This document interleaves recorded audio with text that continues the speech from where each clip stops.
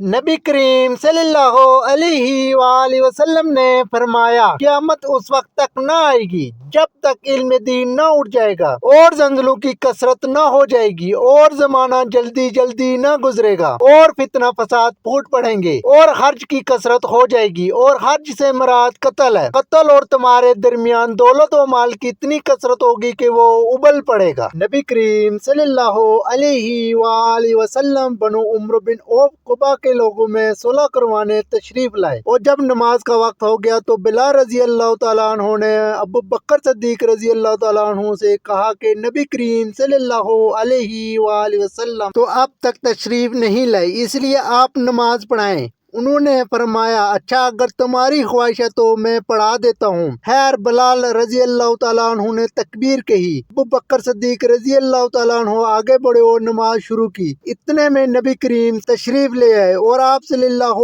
علیہ وآلہ وسلم صفوں سے گزرتے ہوئے پہلی صف تک پہنچ گئے۔ لوگوں نے ہاتھ پر ہاتھ بجانا شروع کیا۔ سہل نے کہا کہ جانتے ہو تصفیف کیا ہے؟ یعنی تالی بجانا۔ اور ابو بکر صدیق رضی اللہ تعالیٰ عنہ نماز میں کسی طرف بھی دھیان نہیں کیا کرتے تھے، لیکن جب لوگوں نے زیادہ تالیاں بجائے تو آپ متوجہ ہوئے۔ کیا دیکھتے ہیں کہ نبی کریم صلی اللہ علیہ وآلہ وسلم صف میں موجود ہیں۔